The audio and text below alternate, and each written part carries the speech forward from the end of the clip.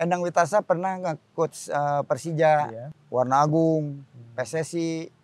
Terus yang pasti yang klub YMS, dia pelatihnya. Wah itu rasanya nggak ada Kak sampai sekarang. Pelatih yang mengorbankan yang lain untuk bola aja.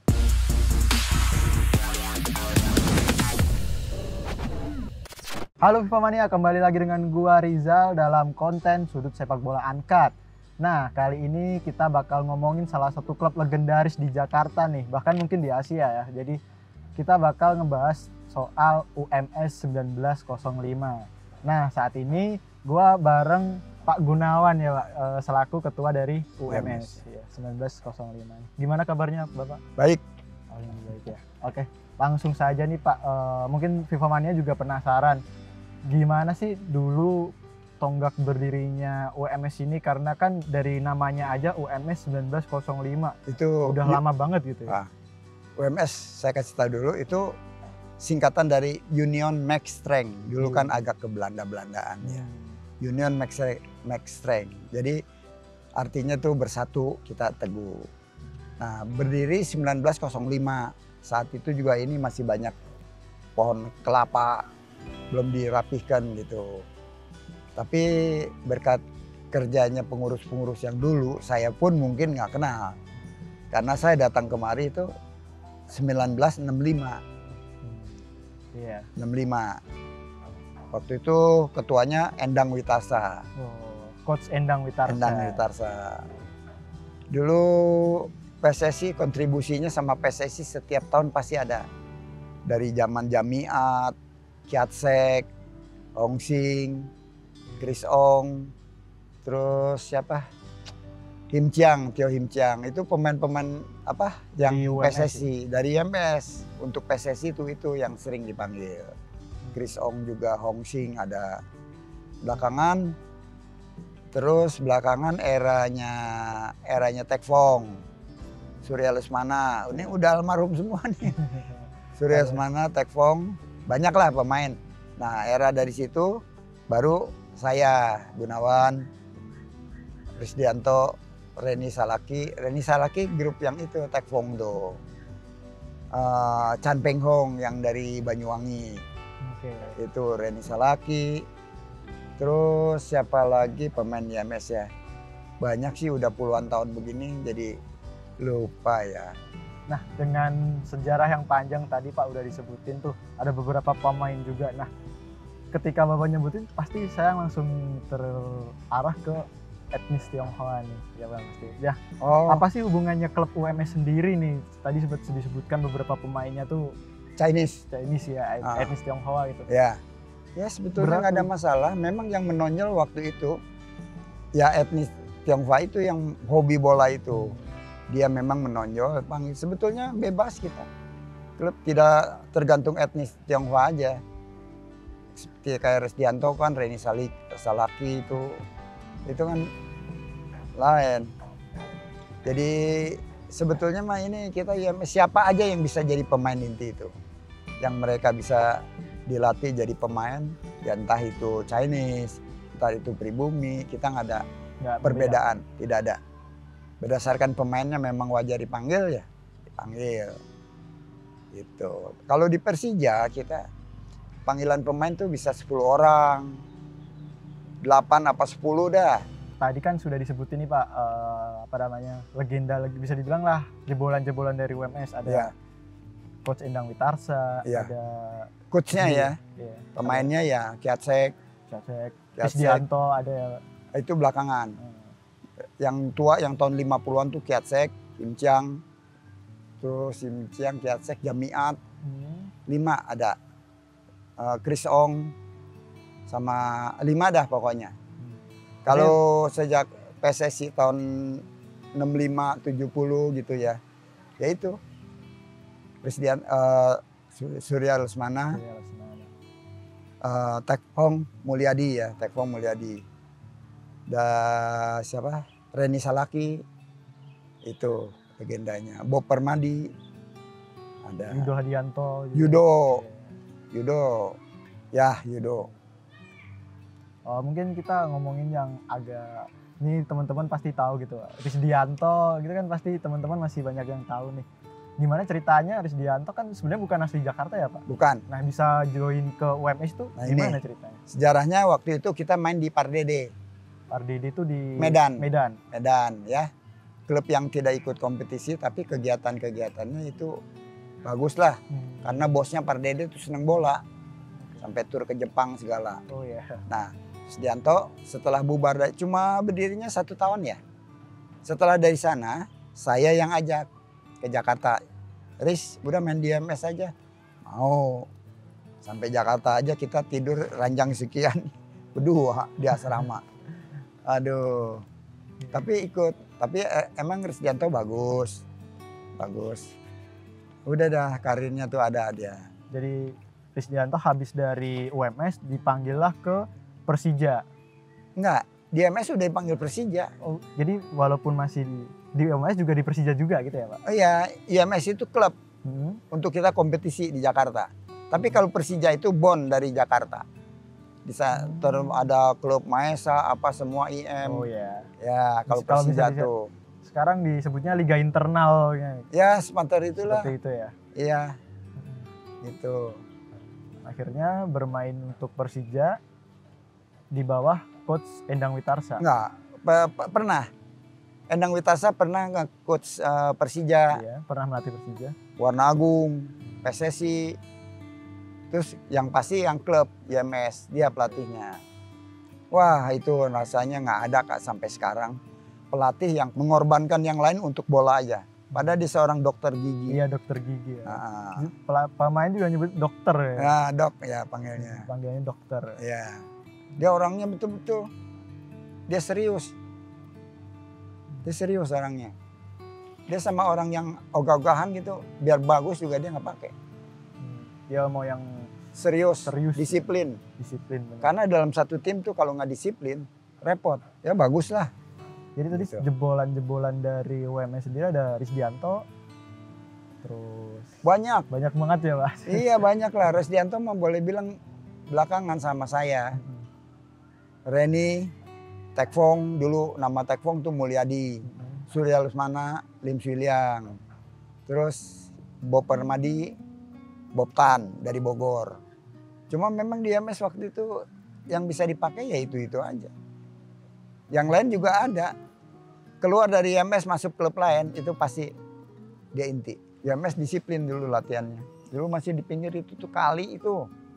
Got. Kalau hujan tuh udah sekarang aja udah rapi. Dengan sejarah yang panjang dari 1905 sampai dengan sekarang masih bertahan, prestasi apa aja yang pernah diraih UMS? Oh, juara Persija. Yang di tingkat Jakarta ya? Iya, juara PSSI enggak dong. Karena apa? Kalau juara PSSI itu dia masuk ke BON Persija. Nah, Persija yang juara. Kalau di klub ya IMS berapa kali lah juara. Kalau dari Liga 3 sendiri udah dari awal ikut ya Pak? Udah lama di Liga 3? Enggak, pertamanya Pak kan baru bergulir 3 tahun yang lalu. 3 tahun yang lalu. Nah udah, sekarang kan kecimpungan, nah susah lah. Orang-orang kita ini kalau kepengurusan tuh mau kuasai semua. Kenapa? Udah 3 tahun loh. Belum terrealisasi kepengurusan Liga 3. Yang di DKI Jakarta. DKI Jakarta. Kembali ke sejarah nih Pak.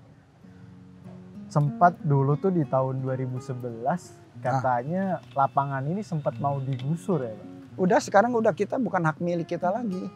Lapangan Kalah. Sebetulnya ini, yang ini nih, apa? Gedung ini IMS punya. Itu sama orang, padahal pertama yang salah satu wali kota Jakarta, ini tanah dia punya. Kita udah beli sama dia, ada kwitansinya. Cuma belum di sana kan beli cuma berapa? 200.000 lebih. zaman dulu. Jam 200. Kita udah bayar 100 lebih. 100 lebih itu tuh sama itu tuh udah dikasih, udahlah dianggap udah lunas. Salahnya kita nggak minta surat pelunasan gitu. Tapi dipalsukan juga ini kemenangannya. Kita IMS sekarang udah nggak ada duit. Cuma ngurus bola itu jangan main-main uangnya. Nggak sanggup. Kita dulu donatir juga mana mau keadaan sekarang. Ya, ekonomi lagi ini mau keluarin dia duit. Jangan 150 apa 10 aja udah susah. Dulu lagi zaman amatir, kita banyak donatur dari pasar pagi. Ya. Chinese banyak yang nyumbang sekian gitu. Ya gitulah. Dulu mah lebih enak lah. Kita gara-garanya ini ya kalah itu. Kalah di surat di, saya nggak ngerti ada surat. Oke. Di mana kalau di mahkamah ya. Pertanahan. Di pertanahan di mahkamahnya kita kalah. Kalahnya ya surat itu. Ada orang yang memalsukan tanda tangan.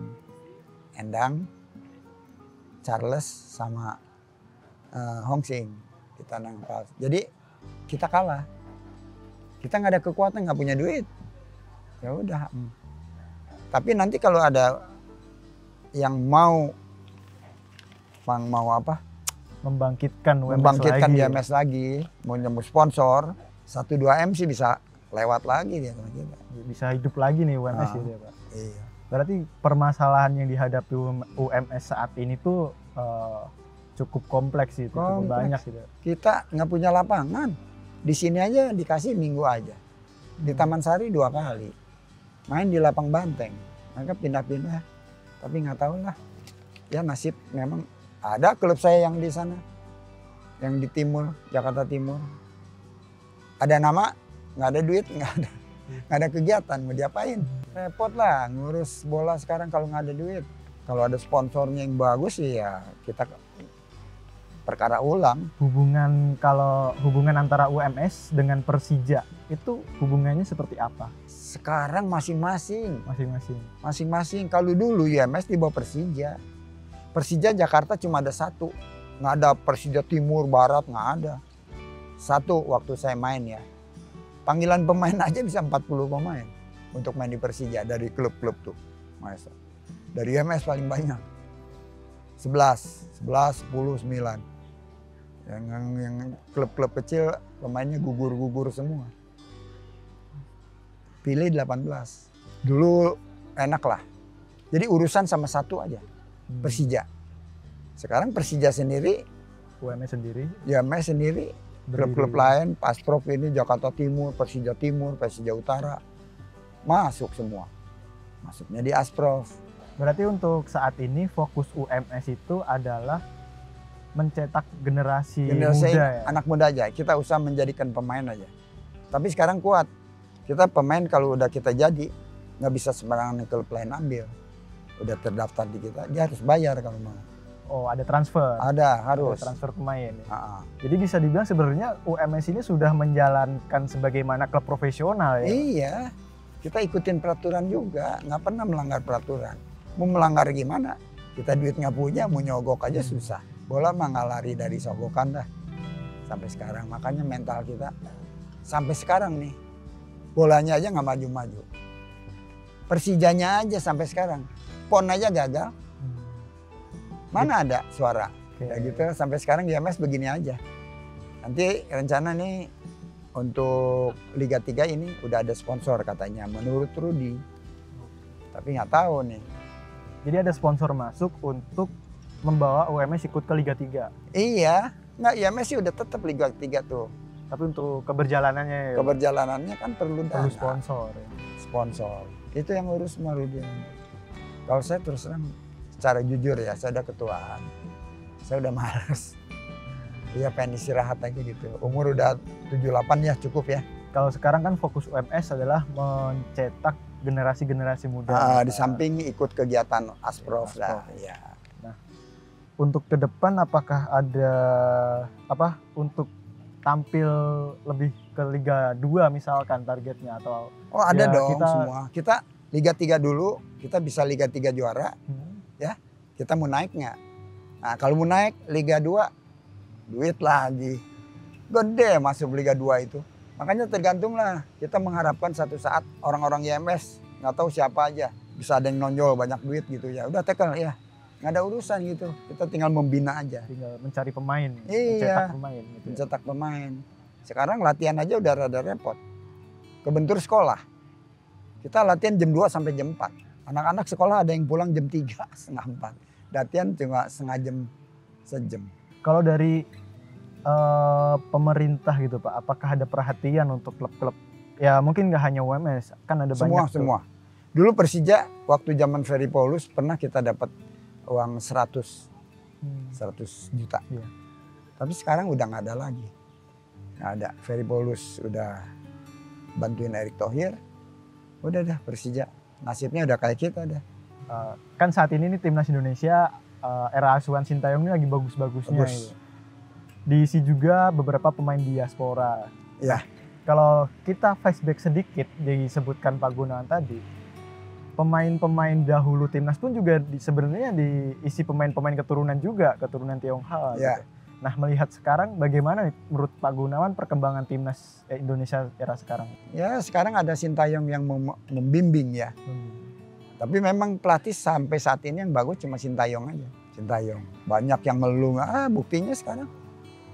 Yang penting kebutuhan dia pemain apa nih, pengen yang ini dipenuhi. Erick Thohir duitnya banyak, nggak ada masalah. Kalau dari Pak Gunawan sendiri, apakah ada harapan nih pemain-pemain sepak bola dari etnis Tionghoa yang kembali tampil di timnas gitu? Saat ini mah jangan dah. Udah dah, etnis Tionghoa sekarang mah mainnya tuh seneng apa ya? Main Badminton. Badminton aja mulai kurang. Nggak ada lah, sedikit. Kalau mau lihat etnis Tionghoa main bola di Taman Sari tuh. Tiap sore. Dari Kalimantan banyak. Tapi nggak ada ya. Untuk apa maju ke depan tuh nggak ada. Memang bakatnya kurang, nggak ada. Jadi sekarang minat dari pemain-pemain etnis Tionghoa sendiri di Kurang. sepak bola kurang? Kurang, hampir nggak ada lah. Ada di daerah mungkin 1-2. Cuma kan kita nggak bisa mantau. Sebetulnya kalau mau benar-benar ada, cuma mental kita Pak ya. Kenapa yang luar negeri bisa pada main? Ya nggak, postur tubuh. Di sini juga banyak yang gede-gede, tapi sini mentalnya cepet puas. Mental cepat puas sih. Ya, udah jadi pemain PSSI aja. Harapan dari Bapak Gunawan sendiri untuk UMS sendiri dan sepak bola Jakarta nih. Ya, kita mengharapkan terutama ya, kalau UMS ya, kita mengharapkan ada donatur, sponsor yang bisa membiayai kita. Ya seterusnya kan kita larinya kan ke Persija. Mungkin bisa membuahkan, kita kan bibit-bibit banyak, kita nggak tahu karena mereka masih 8 tahun, 10 tahun. Terlihatnya nanti kalau udah 4-15 tahun baru ketahuan. Dan kemauan dia tuh sampai di mana? Mau serius di bola apa enggak? Ya enggak? Iya. Kalau serius di bola 15 aja diteruskan bisa. 17. Jadi jangan tergantung dengan ya pemain-pemain asing gitu kita beli terus. Kita mencetak sendiri. Iya, ya. cetak sendiri. Ya berarti harapannya adalah kejelasan kompetisi khususnya di Liga 3. Teratur harus. Kompetisi itu nomor 1. Nah di sini di samping pemain kompetisi kadang-kadang wasitnya juga nggak benar. Coba dah perhatiin. Dapat kepelan aja miring. Kemarin kan ribut yang Aceh sama apa tuh? Aceh sama Dipon. Dari Jawa Timur. Iya, makanya kalau menurut saya sih ya, nomor 1 wasit tuh dikasih cukup sekali pertandingan berapa umpamanya. Jadi dia udah wah enak. Sekali dia gagal, seumur hidup jangan kasih jadi wasit lagi. Oke, baik Pak. Terima kasih Pak Gunawan obrolannya. Semoga UMS kedepannya semakin berkembang. Ya, saya harapkan gitu. Harapannya untuk tampil kayak di dulu Liga lagi 2 lah. bisa tercapai. Ya, Liga 1 dulu nih. Liga 3. Liga 3 dulu. Untuk selanjutnya lolos ke Liga 2. Ya, betul. Atau bahkan nanti bisa tembus ke Liga 1. Mudah-mudahan dah. Kalau sponsor ada, ya itu suatu hal yang memang diharapkan sama kita. Kalau bola sponsor susah. Kalau modal 100-200 juta, Liga 2 nih, kuat. Liga 2 loh. Liga 1 juga mungkin nggak cukup. Sekali pertandingan berapa? Berapa kan? Belum pemainnya kita ya kasih uang saku. Mana ada sekarang amatir keluar keringat nggak dibayar. Nggak ada. Ya nggak tahu lah ke depannya nih. Sekarang sih PSSI udah bagus saya bilang, lumayan. Sintayong juga bagus. Dia cari pemainnya juga pintar. Oke, itu tadi Vivomania, obrolan gua dengan Pak Gunawan selaku ketua dari UMS 1905. Sampai jumpa di episode selanjutnya dalam acara Sudut Sepak Bola Uncut.